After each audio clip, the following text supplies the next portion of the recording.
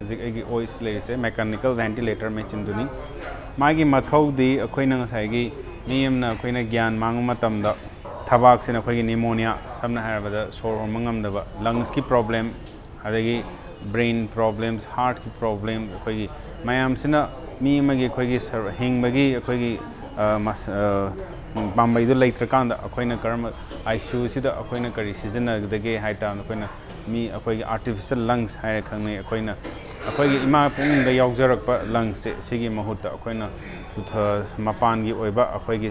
machine amna akoina ngasai mi je sor holali tongan poraiba oxygen je patient anabasida patient ba mathangda patient anabasina hontoraiba phataba nungsit carbon dioxide se mu puthokhiba masagi battery the op tawjaba ngami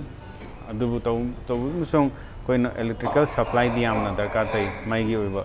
adu magi component haragana patient the machine jena pisalakadaba ama anabsidagi patient omda pi hidaba pipe ani sui mathangda akoina ngasai patient siga holiba akoigi nungsit adagi akoina patient siga cam piri machine sigi mathau phajana tawriba haibadu khangnaba akoina pressure monitoring line ana akoina sigi season blue machunga adagi transparent oiba machungan akoina ventilator ama akoina kamai ton season aba hawgdage hai matam ahanada akoina thade se oxygen ama connect tawbirani either cylinder dai oiba yai natra akoina pipeline dai oiba yai mathangda akoina tharani sida ventilator hauji ki yamna chakholaba company koigi Hamilton na saba ventilator ni yamna season abada laiba the yamana ana season aba mida luhandaba tawumsung magi pibam tawum thopa thabakti kaidaba yam hena phaba machine makalaman duna akoigi machine je thaba matamda magi matam khar logjai self test ana si manung sida machine jena masa mathana test tawjai karaida hori karaida kari khujanba khochanba taidagi pipe se konjanba lei habdu masana test tawjare aduna hojikti machine je season aba yaba hawbagi fibam da lai season matam na koin ahan da khandai se anaba se angangla ahanla haba khallani to koina sidi ahan gi oiba aisuni na koin ahan je khallani khalla matong da koina nupara nupira haba khallani mathang da magi height yengbi batai hariba ventilator sidi sigi koi patient gi ruoiba ai data khara changlam da kalai parameter mo hong matam da koina sinambirani angang ma chula ani laithok lesin sanaba yabasina anem awang sanaba yare ko hai matam da aina sida amuk nambi basida natragana sida du masa sida namjanbi ba habadi select unselect select se sida su yare natraga sida su yare select se du select se tawdragadi akoina makha chathaba ventilator gi tawbu su yade aduna ai select tawjarage pre-op checks and akoigi aina machine je anabada pandring da karam makhalgi check khar tawda kale season ji leak test ki date ki yawn loina tawgre ma samathan da ko hairi bi mayam sida pi machine jing je koi touch sensor ngata ni koi mobile gi touch sensor gumba O2 sensor tawgre adagi setting check tawba loudness machine je am hawba yawi adagi amna lapna lainingai da aina tanaba hen lekhapusi ai si 1 to 10 leiko oi leitha leida yaba ngatani pare ai 7 da leizerege 5 da adugi matungin aina si brightness handana si night time natragana auto thambiba room sida cars manung se leiba angam angan gi matungin masana adjust tawjaba hoji akoi day time ina day time tawjarage then confirm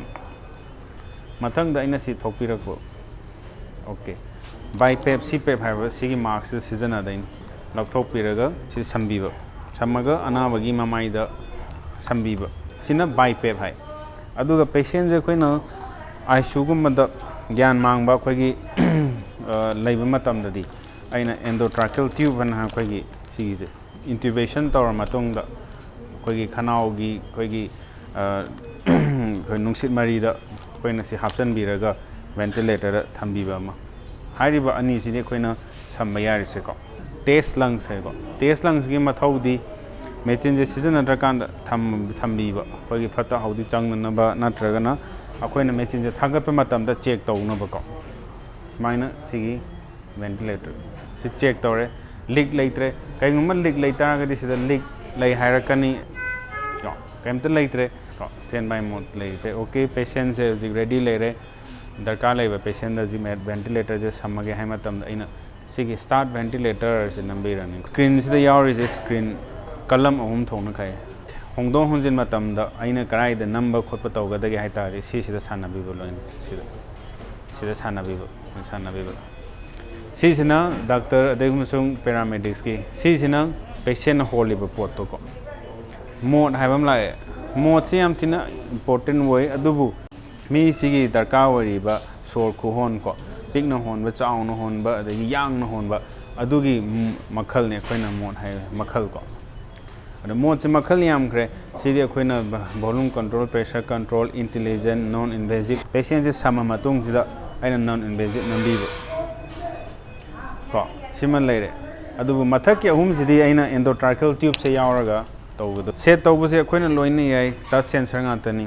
सिदा अइना set तौनिंग मतमदा सि oxygen मी अनाबसे oxygen यामना वाना दरकार लैथोक लैसेन लो याय को सिदा क्वाइ safest अखोइ नोइन उजिक अइना होलिबा नुंसिसे 21 दे खितंग होनमनि room air को 21% यावे अदुना पेसे अइना 50% पीरगे हाइता मतमदा आइदा सिदा नंबमा नत्रगा सिदा नंबीबमा हाइबा पुनमक्सी अइना पेशेंट समना साइगी वेंटिलेटर चलाइना सेट तौबा याय अफंग अरब सेटिंग हौबीब ख्वाइदगी सेफेस्ट ओइबदि अइना हाइजब ASB सिदा नंबीरो पेस्ट तौबीरो देन वेंटिलेटर हौरे एलार्म से मी अनाबदुदा यामना दरकार लेरोइदबा हाइबदि मागी लेवल अमा लैको अदुदुगी हेन्ना चखरि तारगदि अइना एलार्म दो एडजस्ट तौबीबम को सिदा लोइ एलार्म जे अइना सेट तौबा याय को अदुगी सि तौरगा सि बैक चपीब को अदुगा सिगी मयाइगी सिदा अइना लोइना सम्मा याय खुद टच सेंसर नि सिदा थंबीरो अइना करी ग्राफ पांबा लूप पांबा सिदा लोइ लेरे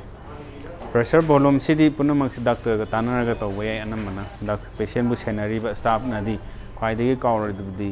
सिगी ग्राफ से मपुंग फारिबा फाद्रबा नको कईगुंबा अखोइना सिगी से फाद्र कानदी सिजी पेशेंट से नामथोअम्बा याय ट्यूब से डिस्कनेक्शन ऑन पेशेंट साइड ले सि नामथोए को हाइबदगी अनाबदुना लेंगबा खोटपा सेवा तौ मतमदा स्माइना तारमे को एट द सेम टाइम सिदा लोइना जेरो लामनी को पेशेंट जे सोर होनरे हाइबे को देन अइना मनाक चंगजलगा संबीरन देन मागी सोर अनिहु मतुंगदा मेचिन सिना खंगनेबो हाइबदी लाम मुथचगे एलार्म से कायदा मुथके हाइतारे सिदा को अदुना ट्रेन मन लेरे ग्राफिक ओके सिसिना अखोइगी हेक पेशेंट अनाबदुगी थबाक तो अखोइ ngसाइगी लोक तिन याम हेना लैब्रा गा दो अखोइ सिदा खंगबा याय नत्र अखोइना सिदा अनाबगी पेशेंट से अखोइगी थबोंबी से खुजनबा अदगी अखोइगी कैनो के लेतारे अखोइगी लोक तिन लैदना ओइ तारगदि सिदा अंगांगबा लाकनेबो सेको आइसि समझगे सि पाइ मतम को चेंजेस लाकन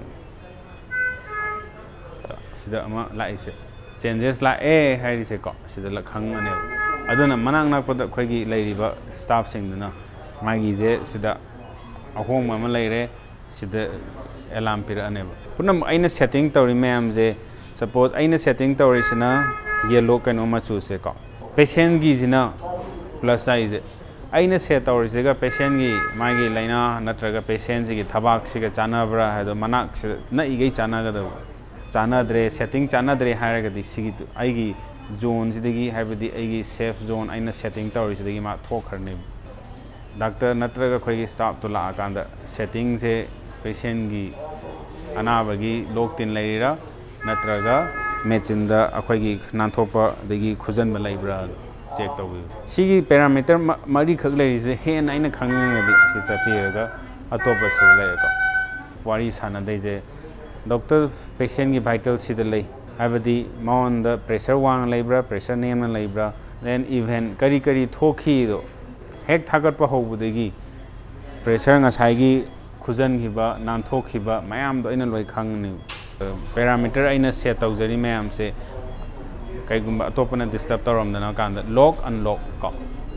फरे अइना हजिक वेंटिलेटर से लोरे अनाब से फरे tube satoke tube satokre machine je muthalage hai matamda sigi off and on switch si nambiraga activate standby then adum